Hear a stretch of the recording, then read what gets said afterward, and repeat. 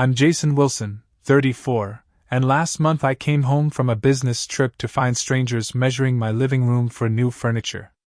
Somehow, my sister Megan had listed my house for sale while I was in Japan for 3 weeks. Not only had she collected deposits from 3 different families, but she'd spent every penny of that money. Now one buyer is suing me to force the sale of my home that was never even on the market. Before I dive into how my own sister nearly cost me everything I've worked for, drop a comment below about where you're watching from, and hit that subscribe button if you've ever had family betray your trust. Trust me, you'll want to hear how I turned this disaster around. Growing up in a middle-class family in Massachusetts, I learned early that nothing comes easy. My parents always emphasized education and hard work, values I took to heart. After graduating with a computer science degree, I landed a job at a tech company in Boston. For 10 years, I lived in a tiny apartment, drove an old car, and saved every possible dollar for my dream, owning my own home. I'm not talking about just any house. I wanted something with character, history, and craftsmanship, something built to last. 8 months ago, after years of searching, I found it. A beautiful 1920s craftsman-style home in a quiet suburb just outside Boston. 3 bedrooms, 2 bathrooms, original hardwood floors, a fireplace with handcrafted tiles, and the most amazing built-in bookshelves you've ever seen. The backyard wasn't huge, but it had a magnificent oak tree that must have been there since the house was built. The moment I walked through the front door, I knew this was the one. At $485,000, it stretched my budget to the absolute limit, but I had saved enough for the down payment. The closing process was nerve-wracking. I checked my bank account daily, terrified something would go wrong. But finally, on October 12th last year, I got the keys. My house. My home. Now about my sister Megan. She's 5 years younger than me, and we've always been close. When our parents couldn't afford to send her to the private college she desperately wanted to attend, I stepped up. I had just started my career, but I contributed $12,000 over 4 years to help with her tuition. I was happy to do it. Megan was always the creative one, full of big ideas and dreams, majoring in marketing with plans to work for a major advertising agency. And she did exactly that after graduation. For 6 years, her career flourished at a Boston agency. She bought a trendy condo downtown, drove a nice car, and seemed to be living her best life. We'd meet for dinner every couple of weeks, and I'd listen to her exciting stories about client meetings and creative campaigns. Then, 4 months ago, everything changed. Her agency lost their biggest client, and massive layoffs followed. Megan was among those cut. At first, she was confident she'd find another position quickly, but weeks passed with no offers. Her savings dwindled, and I started noticing changes. She canceled our dinners, citing networking events that never seemed to lead anywhere. One evening in March, she called me in tears. She couldn't make her condo payment and was facing eviction. Without hesitation, I invited her to stay with me while she sorted things out. It was meant to be temporary, a few weeks at most. She moved into my spare bedroom with 2 suitcases and a promise to be out of my hair soon. Living together wasn't always easy. Megan was depressed about her job situation and often stayed in bed until noon. I'd come home from work to find dishes piled in the sink and her belongings scattered throughout the house. Still, she was my sister, and family helps family. In early April, my boss called me into his office with a surprising opportunity. Our company was expanding into the Japanese market, and they needed someone to spend 3 weeks in Tokyo training the new team. As the developer who had built most of our core systems, I was the obvious choice. The timing wasn't ideal with Megan still staying with me, but this was a career-making opportunity. When I told Megan about the trip, she immediately offered to house sit. "It's the least I can do after all you've done for me," she insisted. "I'll take care of everything. You won't have to worry about a thing." The day before my flight, I walked Megan through everything she needed to know. I showed her where the circuit breaker was, how to adjust the temperamental thermostat, and which day to put the trash out. "Remember, The back door sticks sometimes, so just pull it hard if it won't open, I explained. And Mrs. Davidson next door has a spare key in case of emergencies. Got it, Megan said, barely looking up from her phone. Jason, I've been staying here for weeks. I know how everything works. I know. I'm just nervous about leaving the house for so long. I handed her a folder. Here's my travel insurance information, the hotel address in Tokyo, and emergency contacts. Oh, and I put $200 in cash in the kitchen drawer for any unexpected expenses. You worry too much. She laughed. Everything will be fine. The next morning, Megan drove me to the airport. As I headed toward security, she hugged me tightly. Have an amazing trip, she said. Your house will be exactly how you left it when you get back. If only that had been true. During my 3 weeks in Japan, I was completely immersed in work. The time difference made communication with home difficult, but Megan and I texted occasionally. Looking back, there were warning signs I should have noticed. She asked strange questions about the house, if I had the deed somewhere at home, if I remembered how much I paid for it, if I had ever considered selling. Just curious about real estate, she explained when I asked why she wanted to know. Thinking about my next steps after I find a job. I was working 14-hour days, navigating cultural differences, and trying to train an entire team. I didn't have the bandwidth to wonder why my sister was suddenly interested in property values. 2 days before I was scheduled to fly home, Megan sent a text that now seems ominous. Can't wait to see you. We need to talk about something when you get back. Nothing bad, just a surprise. I assumed she'd finally found a job, or maybe had met someone. I never imagined the surprise would be that she had sold my house out from under me. After 14 hours in the air, all I wanted was to shower in my own bathroom and sleep in my own bed. The taxi dropped me off in front of my house around 6 p.m., and the first thing I noticed was an unfamiliar black SUV in my driveway. Thinking Megan must have a friend over, I dragged my suitcase up the front walk. That's when I noticed something else, a sold sign planted in my front yard. For a moment, I stood frozen, staring at that red and white sign like it was written in a foreign language. The logo read, Elite Boston Properties, with the name, Sarah Wilson, beneath it. None of this made any sense. I hadn't listed my house for sale. I hadn't even considered selling. With growing unease, I unlocked the front door and stepped inside. The sound of unfamiliar voices came from the living room, along with the metallic click of what sounded like a measuring tape. I think this sectional would fit perfectly along this wall, a woman's voice said. And we could put the TV right over there. What about the built-ins? A man replied. I know you wanted to remove them for more space, but they're really beautiful craftsmanship. I rounded the corner to find a middle-aged couple standing in my living room. The woman held a measuring tape while the man was taking photos with his phone. A notepad on my coffee table was covered with furniture sketches and measurements. Excuse me, I said, my voice tight. Who are you, and what are you doing in my house? They both turned, startled. The woman recovered first, offering a polite smile. Oh, you must be Megan's brother. I'm Linda Thompson, and this is my husband, Robert. We're just getting some measurements for when we move in next month. Your sister mentioned you might be stopping by to pick up some things. The room seemed to tilt under my feet. Move in? What are you talking about? This is my house. The couple exchanged confused glances. Robert stepped forward, his expression changing from friendly to cautious. We purchased this house last week, he said slowly. We put down a $10,000 deposit and signed all the paperwork with your sister and the realtor. Closing is scheduled for the end of the month. My sister? Megan sold you my house?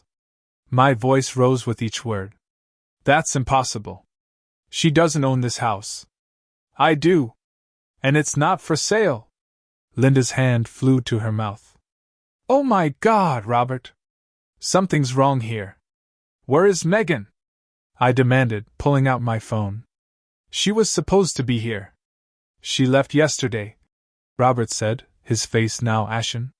Said she was staying with your parents until you got back. I called Megan immediately, but it went straight to voicemail. My next call was to my parents, who confirmed Megan was staying with them but offered no explanation for why my house had a sold sign in the yard. Jason, calm down, my mother said. I'm sure there's a reasonable explanation.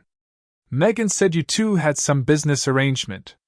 There is no arrangement, I shouted, then forced myself to take a deep breath. Mom, I need to speak with Megan right now. She's not here at the moment. She went out with friends. I'll have her call you when she gets back. After hanging up, I turned back to the Thompsons, who were hastily gathering their things. I'm very sorry, but there's been a huge mistake, I said. This house was never for sale. I never authorized any listing or sale. But we signed contracts. Linda protested. We gave a $10,000 deposit. We've already given notice on our apartment. I don't know what to tell you, I replied, my mind reeling. But I never signed anything. This is my home, and I'm not selling it. The tension was broken by the sound of tires on the driveway. Through the window, I saw a red sedan pull up behind the SUV. A professionally dressed woman emerged, carrying a folder with the same Elite Boston Properties logo I'd seen on the yard sign. She entered without knocking, calling out cheerfully, Hello? Thompsons? Sorry I'm running late for our. She stopped short when she saw me. Oh, I didn't realize anyone else would be here. I'm Sarah Wilson, the listing agent. I'm Jason Wilson, the homeowner, I replied coldly. And I never listed this house. Sarah's professional demeanor faltered. But that's not possible. I have all the signed paperwork right here. Your wife Megan handled everything. Megan is my sister, not my wife. And she had absolutely no authority to sell my house. The color drained from Sarah's face as she opened her folder and rifled through the documents inside. She showed me ID. She had the deed. She said you were overseas for work and had authorized her to handle the sale. Let me see those papers, I demanded. Sarah handed over the listing agreement. There at the bottom was what appeared to be my signature, except it wasn't. It was close, but the J was formed differently, and the loop of the N wasn't right. Megan had forged my signature. This isn't my signature, I said, my voice shaking with anger. There's something else you should know, Sarah said quietly. The Thompsons aren't the only buyers. We had multiple offers. 2 other families also put down deposits. What? Linda Thompson gasped. You said our offer was accepted. It was, Sarah replied weakly. But apparently there were complications. How many deposits exactly? I asked. 3 in total, Sarah admitted. The Thompsons put down $10,000. The Wellers put down $15,000. And Richard Parker put down $10,000. $35,000 in deposits. All from people who thought they were buying my house. A house that was never for sale. Robert Thompson's face had turned an alarming shade of red. This is fraud. We're calling the police. I think that's an excellent idea, I agreed. Because my sister has apparently committed a serious crime. As Robert made the call, I sank into my armchair, trying to process what was happening. My house. My sanctuary. The place I'd worked 10 years to afford. And Megan had tried to sell it out from under me, 3 times over. The Thompsons and Sarah Wilson waited awkwardly in my living room as I tried repeatedly to reach Megan. Each call went straight to voicemail. I left increasingly desperate messages. Megan, what have you done? Call me back immediately. Megan, there are people in my house who think they bought it. The police are coming. You need to explain what's going on right now. Megan, if you don't call me back in the next 5 minutes, I'm pressing charges. This is serious. But there was no response. My sister had disappeared, leaving me to deal with the chaos she had created. 2 police officers arrived, took statements from everyone, and filed a report. They seemed unsure whether to classify the situation as a family dispute or a criminal matter, but promised to follow up. After they left, I thanked Sarah Wilson for her cooperation and firmly asked the Thompsons to leave. They departed reluctantly, with Robert muttering about lawyers and Linda fighting back tears. Alone in my house, I paced from room to room, checking for anything else Megan might have done. Nothing seemed missing or damaged, but the violation felt profound. The place I'd considered my sanctuary now felt tainted. After several more failed attempts to reach Megan, I drove to my parents' house. It was nearly midnight when I arrived, but lights were still on inside. My mother answered the door in her bathrobe, her face tight with worry. "Where is she?" I demanded, stepping inside without waiting for an invitation. "Jason, please calm down," my mother pleaded. "You're scaring me." "I'm scaring you? Do you have any idea what Megan has done? Where is she?" "In the guest room," my father said, appearing from the kitchen. "But before you talk to her, let's all take a breath. I'm sure there's a reasonable explanation for all this. A reasonable explanation for committing fraud and trying to sell my house without my knowledge? I'd love to hear it." I pushed past him and headed upstairs to the guest room. Without knocking, I flung open the door to find Megan sitting cross-legged on the bed, her eyes red and puffy from crying. "What have you done?" I asked, my voice dangerously quiet. Megan's face crumpled. "I'm sorry, Jason. I didn't think it would go this far. I was desperate." "Desperate? You forged my signature. You pretended to be my wife. You collected deposits from 3 different families for a house that wasn't for sale. That's not desperation, Megan. That's criminal." She began to sob, her shoulders shaking. "You don't understand. I owe so much money." "They were going to come after me." "Who? Who was coming after you?" Between sobs, the truth emerged. After losing her job, Megan had maxed out her credit cards. When that wasn't enough, she'd taken out high-interest payday loans.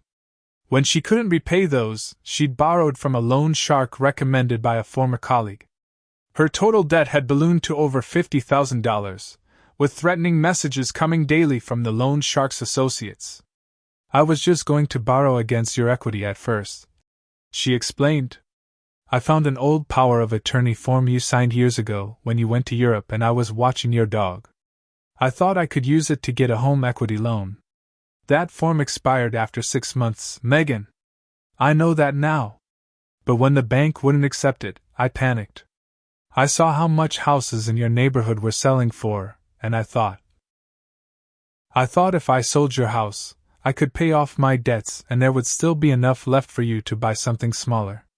You're just one person, you don't need all that space anyway." The casual way she dismissed my home, my biggest achievement, knocked the wind out of me. "So you decided to sell my house behind my back? How did you even get a realtor to list it?" She looked away. "I told Sarah I was your wife, that we were divorcing, and you had agreed to sell the house as part of the settlement. I had your spare ID from when I helped organize your documents last year, and I found the deed in your home office. I practiced your signature until I could copy it perfectly. And the deposits? Where is that money, Megan?" Her silence told me everything. "You spent it already," I said flatly. $35,000 of other people's money. Money they gave you in good faith for a house you had no right to sell. "I had to," she cried. "Tony's guys were threatening me.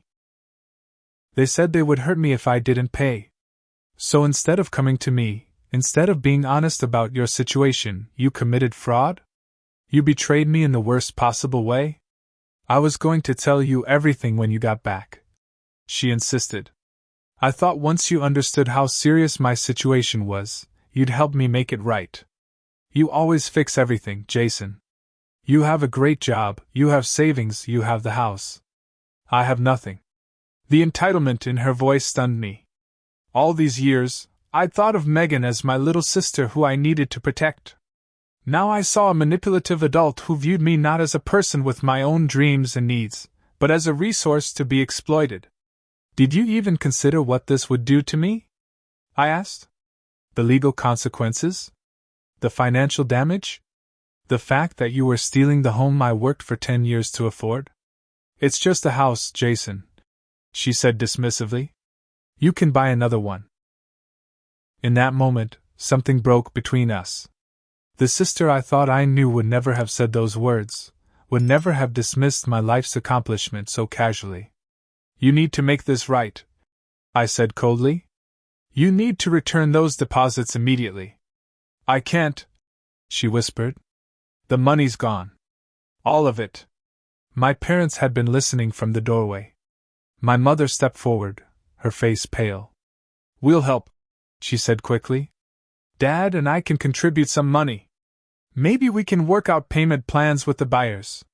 This isn't about money anymore, I replied, not taking my eyes off Megan. This is about trust. And criminal fraud. You wouldn't press charges against your own sister. My father interjected, his voice rising. I don't know what I'm going to do, I answered honestly.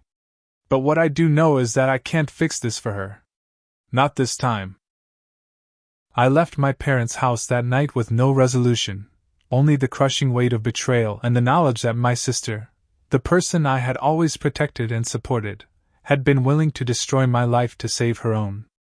The next morning, I called in sick to work and contacted a real estate attorney. Michael Gonzalez came highly recommended for handling complex property disputes, and I was fortunate that he could see me the same day. His office was in a renovated Victorian house in downtown Boston, the kind of place that whispered, expensive, before you even discuss fees. I laid out the entire situation, showing him the forged listing agreement and the police report. Gonzalez listened without interrupting, occasionally making notes. When I finished, he leaned back in his chair and removed his glasses. Mr. Wilson, I'm not going to sugarcoat this. You're in a very difficult legal position. But I didn't do anything wrong, I protested. I never agreed to sell my house. Unfortunately, that may not matter as much as you think. Your sister created an appearance of authority that several parties relied upon in good faith. The realtor believed she was authorized to sell the property. The buyers believed they were entering into legitimate contracts. And they all acted on those beliefs, to their financial detriment. But the signature was forged, which creates another legal issue, one that may protect you from being forced to sell, but doesn't eliminate the financial liability. He put his glasses back on and reviewed the listing agreement again. The bigger problem is this power of attorney form your sister mentioned. If she still has it, and if there's no clear expiration date written on it. There is, I insisted. It specifically said it was valid for 6 months. And that was 5 years ago. That's helpful, but we still have a mess on our hands. Gonzalez pulled out a legal pad and began writing. At minimum, we're looking at potential lawsuits from all 3 buyers for breach of contract, fraud, and specific performance. Specific performance? It means they could ask the court to force you to honor the sales contract by selling them the house, rather than just paying monetary damages. My stomach dropped. Can they do that? Potentially. In real estate transactions, specific performance is an available remedy because property is considered unique. Each buyer will argue they had a binding contract and should be entitled to purchase the house as agreed. But I never agreed to anything. Your sister acted as your agent, albeit fraudulently. This creates a legal gray area. He continued writing. And I should warn you, I've already received a call from Richard Parker's attorney this morning. Parker? One of the buyers? Yes. Apparently, he's a real estate investor who flips houses in your neighborhood. He's particularly aggressive and is already preparing to file a lawsuit for specific performance and damages. His attorney indicated they're also considering filing a lease pendens. A what? A lease pendens is a formal notice attached to your property records indicating that there's pending litigation involving the property. It would effectively prevent you from selling the house to anyone else until the litigation is resolved. But I don't want to sell at all. I understand that, but from a legal perspective, we need to address each claim methodically. He turned the pad toward me, revealing a growing list of legal issues and potential costs. The realtor's agency may also have liability here, but they might try to deflect responsibility onto you since the fraud originated from your household. And your mortgage lender has already been contacted by the buyer's attorneys, which raises additional complications. My mortgage lender? How did they even know who holds my mortgage? Property records are public, Mr. Wilson. Anyone can look them up. He sighed. This is where things get particularly concerning. If your lender believes there's fraud associated with your property, they could potentially accelerate your loan. Meaning? Meaning they could demand immediate repayment of the entire mortgage balance. I felt physically ill. That's nearly $400,000. I don't have that kind of money. Which is why we need to contact them immediately to explain the situation. He flipped to a new page. Now, regarding potential criminal charges against your sister. I haven't decided about that yet. You may not have a choice. The police report has been filed, and if any of the buyers or the realtor press charges for fraud, the district attorney could decide to pursue the case regardless of your wishes. For the next hour, Gonzalez outlined our legal strategy. We would immediately contest any lease pendants filed by Parker, send cease and desist letters to all parties claiming an interest in my property, and prepare our own lawsuit against Megan for the damages she had caused. Then came the question I was dreading, his fee. Given the complexity of this case and the multiple actions we'll need to take, I require a retainer of $25,000 to begin work. The figure hit me like a physical blow. Between my down payment, renovations, and furniture for the new house, my savings were already depleted. I had maybe $30,000 left in my emergency fund, and now most of that would go to legal fees. What if I can't afford that? I asked quietly. Gonzalez's expression softened slightly. Mr. Wilson, I understand this is a financial hardship on top of an already difficult situation. But if you tried to handle this without proper legal representation, you could lose your house entirely. Sometimes you have to spend money to keep from losing everything. I wrote the check, each digit feeling like a personal betrayal from Megan. Not only had she tried to steal my house, but now she was costing me thousands in legal fees. As I left Gonzalez's office, my phone rang. It was my boss, wondering why I hadn't logged in remotely if I was too sick to come to the office. Jim, I'm dealing with a serious personal situation, I explained. I might need a few days to sort it out. Jason, we just got back from Japan with a major new client implementation. I need you on this. Whatever's going on, can it wait? It's a legal emergency involving my house. I'll try to work remotely when I can, but I may need to be in court. The silence on the other end spoke volumes. Court? Jason, you're the lead developer on this project. If you can't fulfill your responsibilities, I'll need to reassign your role. You're threatening my job over something that isn't my fault? I'm stating the reality of our business needs. Take today and tomorrow, but I expect you back online by Wednesday at the latest. We have deliverables due by Friday. The call ended, adding another layer of stress to my already overwhelming situation. If I lost my job on top of everything else, I'd have no way to pay my mortgage, let alone the legal fees. That evening, my parents called. They had spoken with Megan again and had a solution to propose. Jason, we've been thinking, my mother began. Your house has appreciated since you bought it, right? Maybe this is actually an opportunity. You could sell it legitimately, pay off your mortgage, return the deposits to those poor families, and still have enough left to buy a nice condo.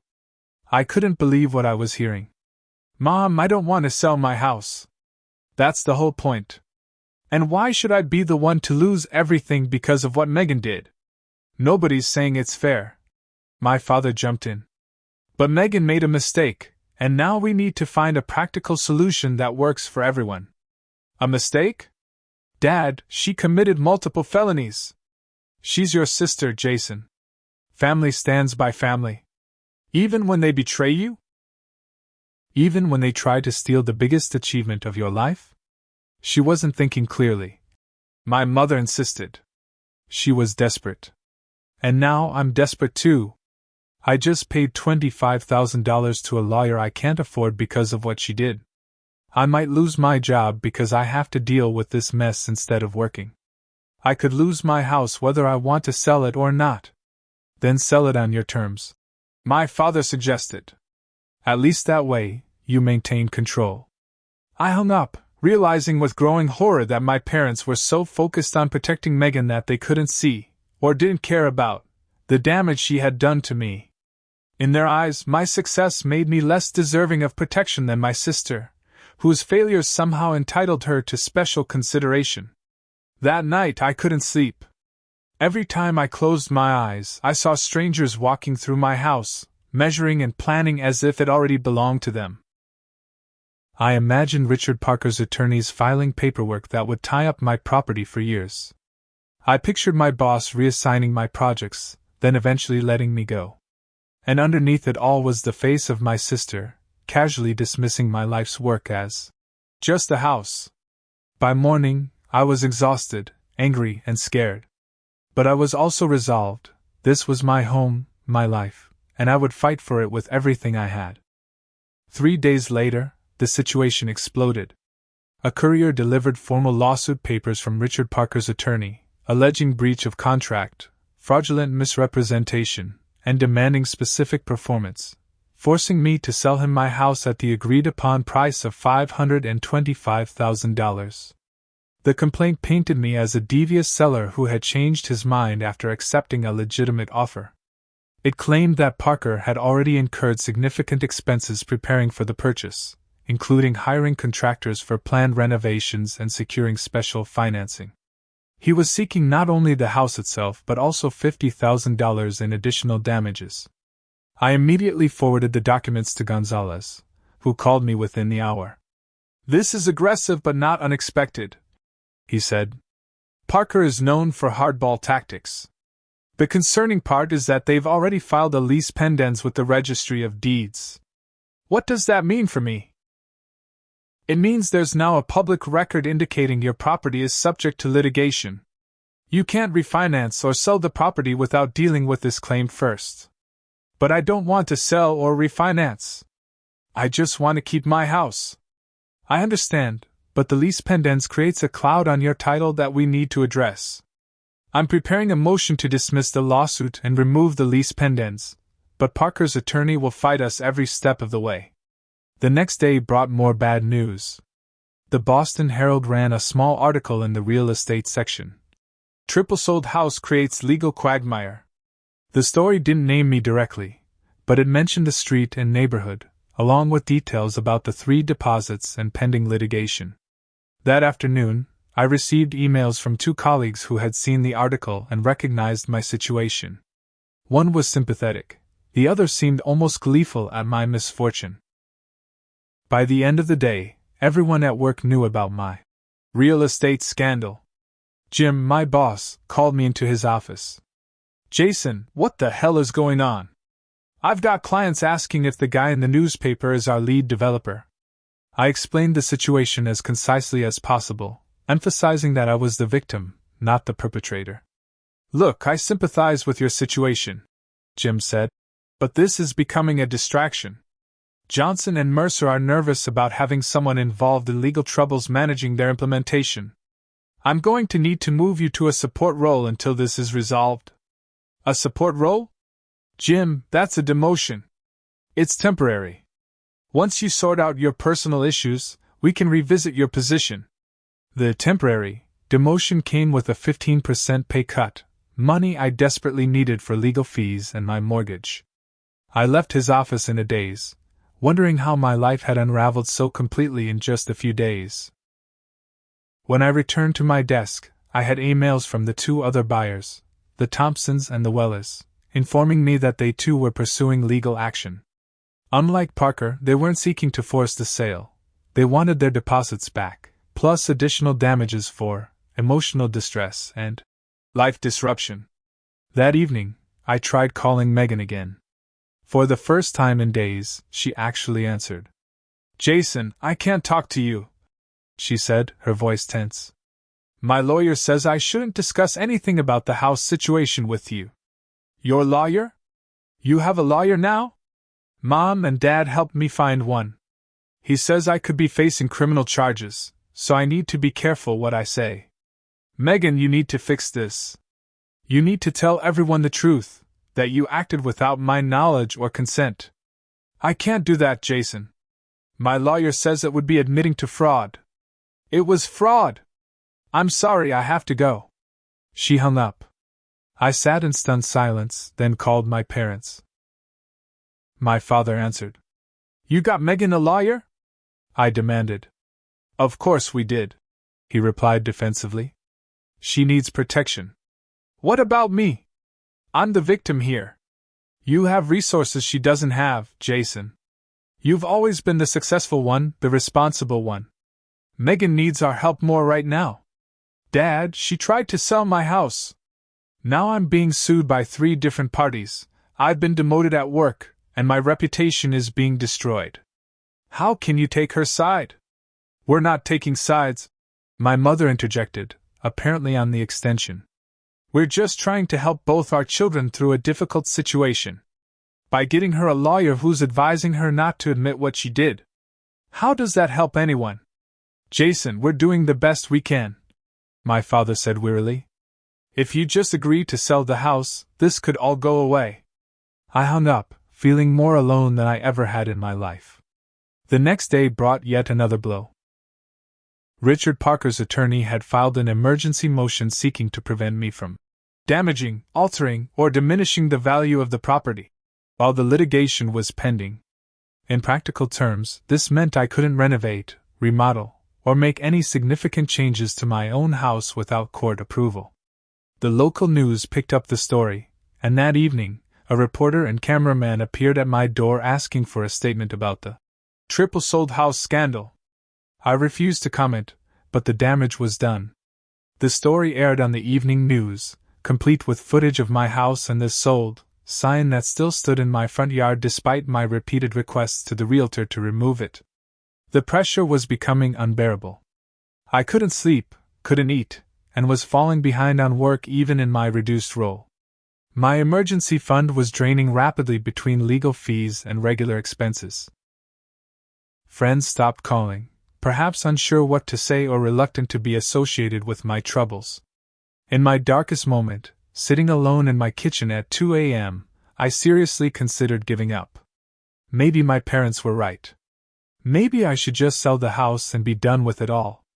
I could pay off the buyers, settle the lawsuits, and try to rebuild my life somewhere else. I pulled up real estate listings on my phone, looking at condos and smaller houses in less desirable neighborhoods. Everything felt like a massive step backward, a surrender of the life I had worked so hard to build. As I scrolled through depressing listings for properties I couldn't imagine calling home, a notification appeared, an email from Gonzalez with the subject line, "Urgent, call me in the morning regardless of time." Despite the late hour, I called immediately. He answered on the second ring, sounding surprisingly alert. "Mr. Wilson, I've been reviewing your sister's power of attorney document that we subpoenaed from her attorney. There's something very important you need to know." "The power of attorney expired," Gonzalez said, a note of triumph in his voice. "Just as you remembered, there's a clear expiration date of 6 months from signing, which was in 2018. This document has been invalid for nearly 5 years. I sat up straighter, suddenly wide awake. What does that mean for us legally? It means we have our first real advantage. Your sister had absolutely no legal authority to act on your behalf, even if she believed she did. The document was unambiguously expired. Any realtor or buyer performing due diligence should have recognized this immediately. So the contracts aren't valid? They're on much shakier ground now. I've already drafted an emergency motion to dismiss Parker's lawsuit and remove the lease pendens based on this new evidence. We'll file first thing in the morning. For the first time since returning home to find strangers in my living room, I felt a glimmer of hope. There's more, Gonzalez continued. I've been doing some research on elite Boston properties and Sarah Wilson. This isn't the first time they've been involved in questionable listings. 3 years ago, they were cited by the Real Estate Commission for failing to properly verify ownership on a property listing. They settled with the affected parties and the matter was closed, but it establishes a pattern of negligence. So they should have been extra careful about verifying Megan's authority to sell my house. Exactly. And they weren't.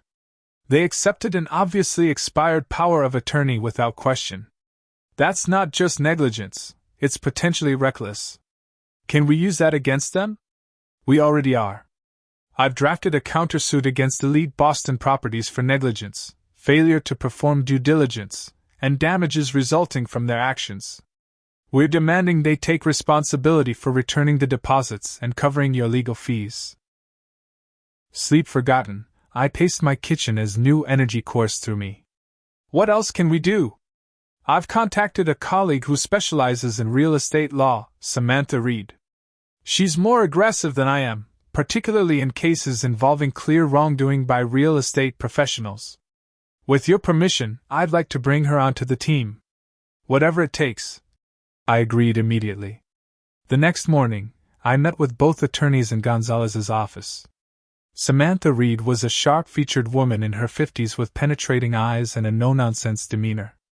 Mr. Wilson, your case is actually quite strong once we shift the focus where it belongs, she said after reviewing the files. The realtor and the buyers failed in their duty to perform basic due diligence. A simple check would have revealed that the power of attorney was expired and that Megan Wilson was not, in fact, your wife as she claimed. So what's our strategy? Attack, not defend, she said firmly. We file countersuits against all parties, including your sister. We demand the immediate removal of the lease pendens as fraudulently filed. We seek sanctions against Parker's attorney for filing a frivolous lawsuit. And we go to the media with your side of the story. The media? I've been avoiding them. Which has allowed others to control the narrative. We need to change that. With Reed's guidance, I agreed to an interview with a respected business reporter from the Boston Globe. Unlike the sensationalistic coverage on local news, the resulting article was balanced and thoughtful. Homeowner fights back after sister's unauthorized sale attempt. The story detailed Megan's fraud, the realtor's negligence, and my fight to save my home. The article shifted public perception almost overnight. Comments on the online version were overwhelmingly supportive, with many readers sharing similar stories of family betrayal or real estate nightmares. Several real estate attorneys weighed in, noting that the expired power of attorney should have been an immediate red flag to any competent realtor. Elite Boston Properties began feeling the heat. After the article was published, their office received dozens of calls questioning their practices. Their Yelp page was flooded with negative reviews, many from people who had never used their services but were outraged by my story. 2 days later, I received a call from Sarah Wilson. Mr. Wilson, I want to discuss resolving this situation amicably, she said, her formerly confident voice now hesitant. Our agency recognizes that there were oversights in how your property was handled. Oversights? I repeated incredulously. You accepted an expired power of attorney from someone claiming to be my wife when she's actually my sister. You listed my house without ever speaking to me. You collected 3 separate deposits for a property that wasn't for sale. Those aren't oversights, MS. Wilson. That's negligence bordering on criminal. We're prepared to take responsibility for our part in this unfortunate situation. She continued stiffly. We can return the deposits to the buyers from our own funds, with the understanding that they would pursue any additional claims against your sister rather than you or our agency. And my legal fees? And the damage to my reputation? And the lease pendens on my property? We're willing to discuss reasonable compensation for your legal expenses. As for the lease pendens, we have no control over Mr. Parker's actions, but we would be willing to provide an affidavit acknowledging our failure to properly verify the listing authorization. I told her I would discuss her offer with my attorneys, knowing full well that Reed would push for much more. And she did. The counterproposal we sent back demanded full payment of all legal fees, compensation for my lost wages due to demotion, a public apology, and most importantly, Elite Boston Properties' active assistance in resolving all buyer claims, including using their own attorneys to help remove the lease pendants. To my surprise, they accepted almost all our terms, balking only at the public apology. 2 days later, the Thompsons and the Wellers agreed to accept the return of their deposits plus 10% in additional compensation from the realtor, releasing me from all claims. Richard Parker, however, remained a problem.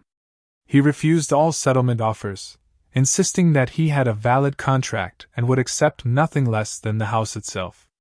His attorney filed additional motions, each one requiring a response from my legal team and driving my costs higher. Reed suggested a new approach, a direct confrontation with evidence we had recently discovered. "We've been investigating Parker's business practices," she explained. "He's been involved in some questionable house flipping schemes, including several where he used straw buyers to hide his involvement. There's also evidence he's been working with a contractor who regularly performs work without proper permits. How does that help us? We can make it clear that if he continues pursuing you, we'll ensure these matters come to the attention of the appropriate authorities. It's not blackmail, it's letting him know that the more attention he draws to his business practices, the more scrutiny they'll receive." The strategy worked. After a tense meeting between our attorneys, Parker abruptly withdrew his lawsuit and released the lease pendants. No explanation was given, but Reed later heard through legal circles that Parker was already under investigation by the state attorney general's office and couldn't risk additional scrutiny. With the legal battles against the buyers and realtor resolved, only one issue remained: Megan. My parents arranged a family meeting at their house. When I arrived, Megan sat on the couch, pale and drawn, with our mother beside her holding her hand. My father stood awkwardly by the fireplace, clearly uncomfortable with the tension in the room. "Jason," my mother began, "we wanted to bring everyone together to find a path forward as a family. Megan has something she wants to say to you." Megan looked up, her eyes red-rimmed. "I'm sorry, Jason. I never meant for things to go so far. I was desperate and not thinking clearly. I know I hurt you, and I know saying sorry isn't enough, but I don't know what else to do." Her apology felt rehearsed and hollow, focusing more on her feelings than on the damage she had caused. I remained silent, waiting for more. "Your sister is facing serious consequences," my father interjected. "The district attorney is considering criminal charges." "She could go to jail, Jason. That's not my decision," I replied evenly. "She committed multiple felonies. There are consequences for that." "She's your sister," my mother pleaded. "Surely you don't want to see her in prison." What I wanted was a sister I could trust. What I wanted was parents who would hold her accountable rather than making excuses for her. What I wanted was my home and my life undisturbed by her selfish actions. The room fell silent. "What do you want from me, Jason?" Megan finally asked. "The truth. A full written confession of exactly what you did, with no excuses or justifications. Your acceptance of whatever legal consequences follow. And a plan to repay every penny this has cost me, over $40,000 in legal fees and lost wages so far. I can't possibly repay that much money. I'm already drowning in debt. Then you'll make payments for as long as it takes. You'll get a job, any job, and start taking responsibility for your actions. And you'll do it without Mom and Dad bailing you out, because that's not helping you, it's enabling you." My parents began to protest, but to my surprise, Megan nodded slowly. "He's right," she said quietly. "I need to face this myself." Over the next 2 hours, with my attorney on speakerphone providing guidance, Megan wrote out a complete confession. She detailed how she had forged my signature, misrepresented herself to the realtor, and collected deposits she had no authority to accept. She acknowledged spending the deposit money and signed a repayment agreement that would take years to fulfill but would eventually make me whole. Most importantly, she agreed to tell the district attorney exactly what she had done, potentially reducing her charges through cooperation but accepting that some legal punishment was inevitable. As I left my parents' house that evening, I felt neither triumph nor satisfaction, only a weary relief that the worst was finally behind me. The relationship with my sister was broken, perhaps beyond repair. My parents and I had a long road ahead to rebuild trust. But my home was secure, the legal threats neutralized, and for the first time in weeks, I could imagine a future beyond crisis management. The next day, I called Jim and requested a meeting. I brought copies of the legal resolutions, the realtor's settlement agreement, and Megan's confession. Everything has been resolved, I told him. The lawsuits have been withdrawn, the claims settled, and my name cleared. I'd like to return to my previous position. Jim reviewed the documents thoughtfully. You've handled an impossible situation remarkably well, he conceded. The team has missed your leadership. Let's get you back where you belong. That weekend, I did something I hadn't done since returning from Japan. I enjoyed my home. I sat on my porch with a cup of coffee, watching the neighborhood children play. I cleaned out flower beds and planted new perennials. I hung pictures I had been meaning to display since moving in. With each small act of domesticity, I reclaimed my space, erasing the lingering sense of violation left by strangers measuring my living room and planning renovations I never wanted. My house was mine again, not just legally, but emotionally. And I had fought for it with everything I had. 6 months after that fateful day when I returned from Japan to find strangers in my living room, I sat in a courtroom watching the judge issue his final ruling in the case against my sister. The court finds that the contracts purportedly created by Megan Wilson were void ab initio due to her lack of authority to enter into them, Judge Harris stated formally. Any claims of specific performance are hereby dismissed with prejudice. With those words, the last legal cloud over my home was officially lifted. Richard Parker's lawsuit was not only dismissed but was deemed so baseless that he would be unable to file it again. The judge had harsh words for Parker's attorney as well, noting that even minimal due diligence would have revealed the fraudulent nature of the listing. The other buyers, the Thompsons and the Wellers, had long since settled for the return of their deposits plus interest. Elite Boston Properties had covered these payments, along with a significant portion of my legal fees. They had also implemented new verification procedures for all listings, requiring direct contact with property owners and detailed examination of any power of attorney documents. As for Megan, the district attorney had ultimately charged her with forgery, fraud, and theft. Given her cooperation, clean prior record, and agreement to make restitution, she received a relatively lenient sentence, 6 months of house arrest followed by 3 years of probation, along with mandatory financial counseling and 200 hours of community service. The decision about pressing criminal charges had been agonizing. Part of me wanted Megan to experience serious consequences for what she had done. Another part remembered the little sister I had helped raise, who had once looked up to me with unquestioning trust. In the end, I chose a middle path. I didn't actively push for jail time, but I also refused to ask for charges to be dropped entirely. Megan needed to face real consequences, but those consequences didn't need to destroy her future. My relationship with my parents remained strained but was slowly healing. After the sentencing, my father had taken me aside with tears in his eyes. "We were wrong, Jason," he admitted. "We were so focused on protecting Megan that we couldn't see how badly she had hurt you. I hope someday you can forgive us." It was the first acknowledgement from either of them that their reflexive defense of Megan had deepened my injury rather than helping heal it. It wasn't enough to instantly repair our relationship, but it was a start. Rebuilding trust with Megan would take much longer.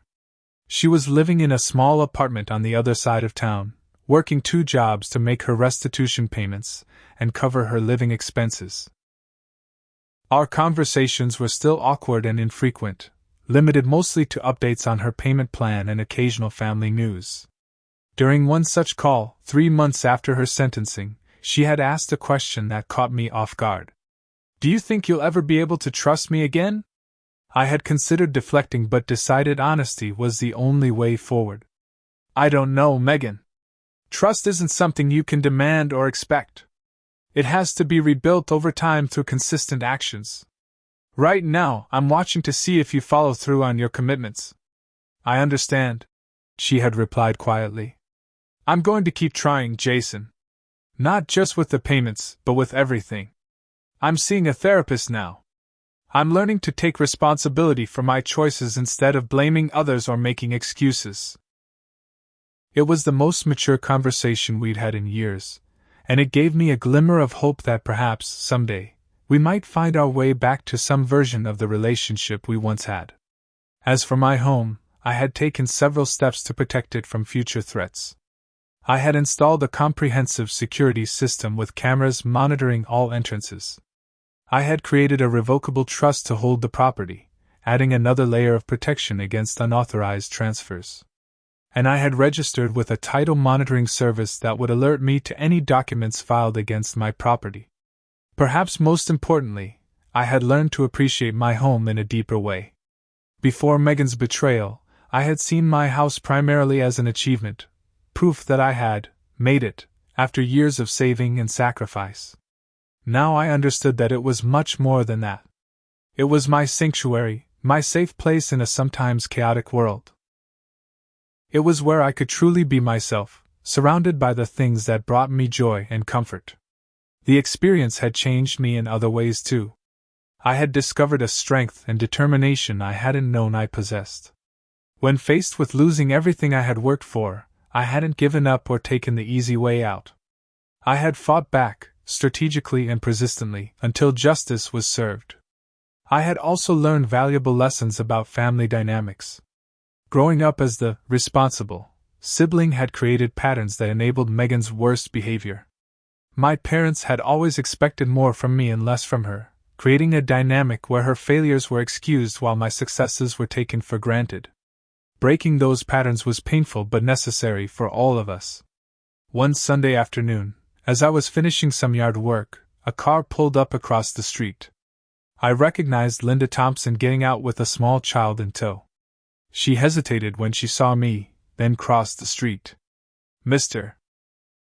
Wilson," she said tentatively. "We're visiting friends in the neighborhood, and Tommy wanted to see the pretty house with the big tree. I hope you don't mind us stopping by." "Not at all," I replied, putting down my garden tools. "And please call me Jason." I wanted to apologize for how things happened back then.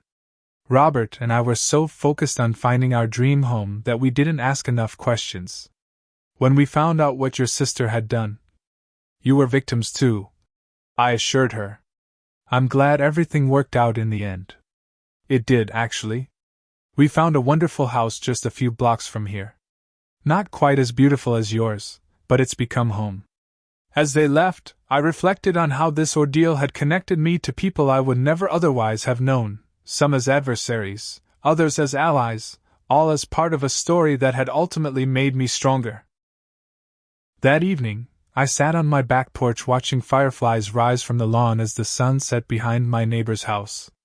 The oak tree that had first drawn me to this property stood silhouetted against the darkening sky, its branches spread wide like protective arms.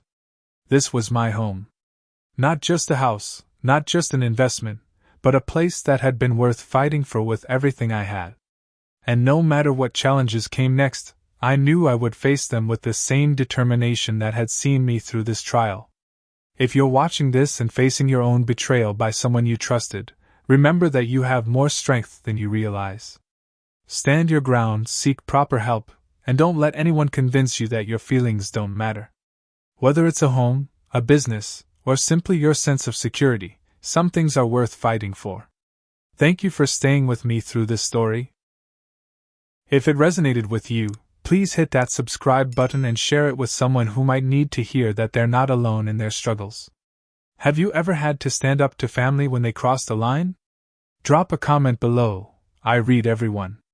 Until next time, this is Jason Wilson, reminding you that sometimes the family you choose is more reliable than the one you're born into.